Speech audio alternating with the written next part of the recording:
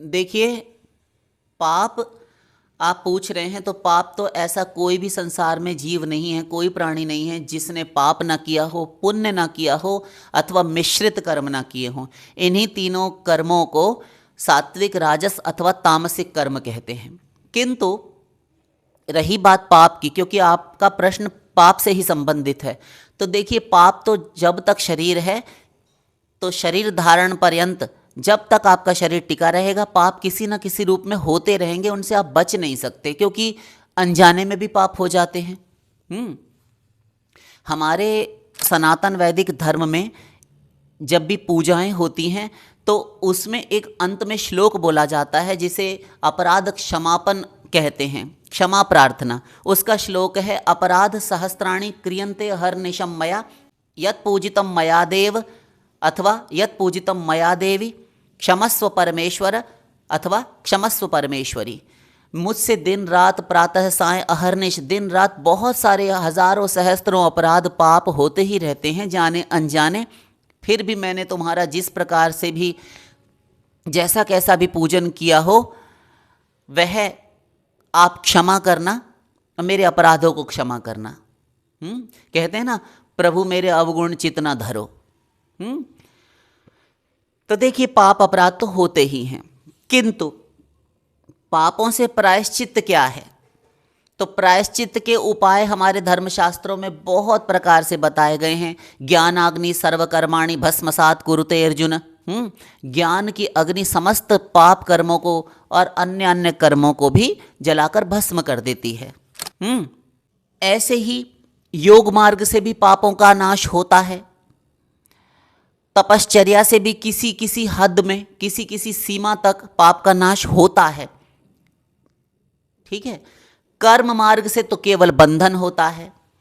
कर्म योग से आगे के पाप नहीं होते, पिछले पाप भस्म होते हैं, ऐसा कहा जाता है। किंतु प्रारब्ध संचित क्रियमाण का नाश नहीं होता इन समस्त उपायों से। उसके लिए केवल और केवल एकमात्र भक्ति है।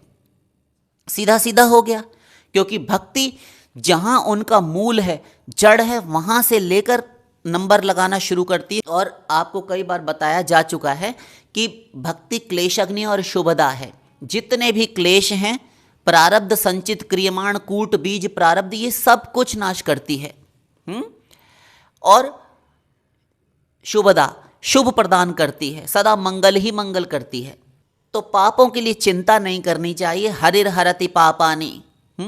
भगवान जो हरि है ना, वे समस्त पापों का हरण कर लेते हैं। अपने भक्तों के पाप छोड़ते ही नहीं। वो केवल रहती न प्रभु चित चूक किए कि करत सुरति सै बार ही की। यदि भक्त से, साधक से कोई अपराध भी बन पड़ता है, कोई पाप हो जाता है, कोई भूल चूक हो जाती है, कोई त्रुटि हो जाती है, तो भगवान को स्मरण ही नहीं रहता। किंतु यदि कुछ अच्छा एक कार्य हो जाता है, तो भगवान 100 बार उसे स्मरण करते हैं। ये भगवान की अकारण करुणा वरुणालयता है। ऐसे हैं भगवान। तो आपको चिंता नहीं करनी चाहिए, विशेष करके तब जब आप वैष्णव हैं, जब आप भगवत भक्त हैं, भागवत धर्म के अनुसार चल रहे हैं, जब भजन मार्ग में आ गए, तब उसके लिए उत्तर सुनिए। देखिए, साधारण लोगों के लिए तो ऐसा है, गृहस्थी लोग हैं और जो वैष्णव नहीं हैं गृहस्थ होकर, तो उनके लिए दूसरे दूसरे प्रायश्चित्त हैं, उनके लिए कठोर नियम हैं। किंतु वैष्णवों के लिए कठोर नियम नहीं है। और भगवान स्वयं क्या कहते हैं, ये सुनते हैं। भगवान श्री उद्धव जी से भागवत जी में कहते हैं कि उद्धव, मेरा भक्त स्वयं तो मन कर्म वचन से, अर्थात वाणी से, क्रिया से, मन से किसी प्रकार का पाप अपराध ना करे, किंतु यदि बन पड़े, यदि अपराध हो ही जाए, तब फिर उसके लिए इतना चिंतित ना हो, भीतर ही भीतर उस कर्म के हो जाने से अपने निंदा करे और उस कर्म से भी खिलाफत किए रहे, उसको आदर सम्मान ना दे कि हाँ ये हो गया। ऐसा करेंगे तब तो फिर और नए नए अपराध बनते रहेंगे। तो एक प्रकार से छूट ही दे रहा है ना वह स्वयं को, ये ना करे। दूसरा, अन्य अन्य कृच्छ्र व्रत और पाद कृच्छ्र व्रत, चांद्रायण व्रत, प्राजापत्य व्रत, ये अनेकों प्रकार के व्रत हमारे कर्मकांड में बताए हैं। इनके द्वारा शुद्धि होती है पापों से। किंतु गंगा स्नान, तीर्थ, जैसा कि अभी हमने बताया, योग, ज्ञान, कर्म तपस्या इत्यादि से पाप नाश कुछ हद तक तो होता है, किंतु पाप करने की जो वासना मूल में हृदय में बैठी रहती है ना, उस कर्म वासना का, पाप वासना का अत्यंताभाव नहीं होता, नहीं समाप्त होता। भक्ति उसे खा जाती है, भक्षण कर जाती है। इस कारण भक्ति ही सब प्रकार से भक्ति रेव गरीयसी, भक्ति नहीं छोड़ती, उन पापों की राख, उनकी भस्म भी नहीं छोड़ती, अर्थात अशेष रूप से जलाकर समाप्त कर देती है भक्ति। तो मेरा भक्त पहले तो पाप में किसी प्रकार का मन लगाए ही नहीं, और यदि कभी अनजान में हो जाए, प्रमादवश हो जाए, तो फिर उसके लिए दूसरे प्रायश्चित ना करे, जैसा कि अभी कृच्छ आदि व्रत बताए, ये सब ना करे, किसी और देवी देवता की उपासना आराधना भी ना करे।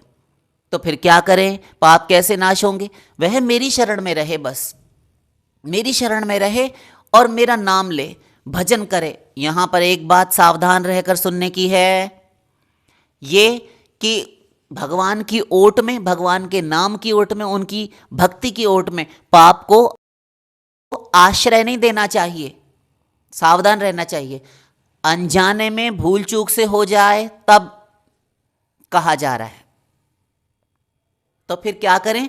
तो बताया ना भगवान ने कि मेरी ही भावना करे और मुझ में ही रमण करता रहे, मुझ में मन लगाए और मेरी भक्ति आराधना भजन सत्संग करता रहे, नाम जप, नाम श्रवण, कीर्तन, कथाएं श्रवण करता रहे, अर्थात भजन में लगा रहे।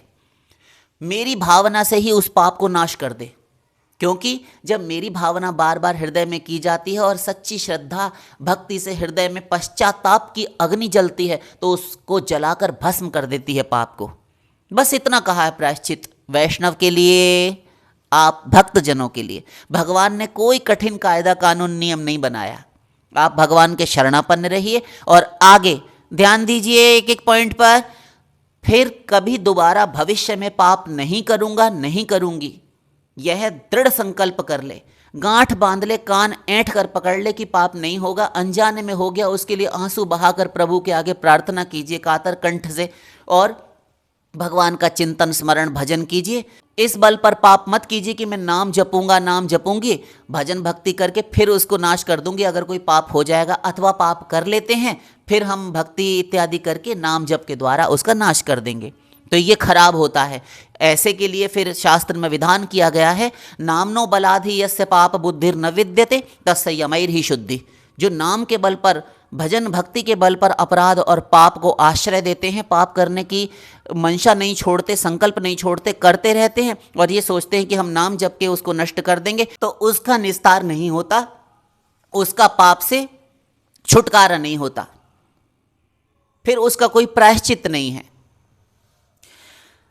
आशा करते हैं आप समझ गए होंगे कि इस प्रकार से प्रायश्चित करने से कुछ नहीं होता कि हम भजन भी करते रहें और मक्कारी करते रहें, ये काम गलत है। किंतु यदि अनजाने में प्रमादवश किसी प्रकार से हो जाए तो भगवत भक्त जो हैं, भजन करने वाले, भजन मार्गी हैं, ईश्वर चरणानुरागी हैं, तो उनको भगवान के भजन में लगे रहना चाहिए। अपना नित्य नियम पूजा, संध्या वंदन इत्यादि ये सब नहीं छोड़कर बैठना चाहिए, भगवान के भजन में मन लगाए रखना चाहिए। भजन करने से भीतर आत्मबल बढ़ता है और भगवान हृदय में आकर अवरुद्ध हो जाते हैं, बैठ जाते हैं, तो वे स्वयं ही अपने प्रताप से उन समस्त पापों को जलाकर भस्म कर देते हैं। भक्त के हृदय में पाप ठहर नहीं पाता, ठीक है ना।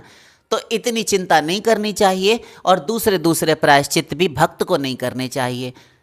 आशा करते हैं आप समझ गए होंगे। शेष फिर वृंदावन विहारी लाल की।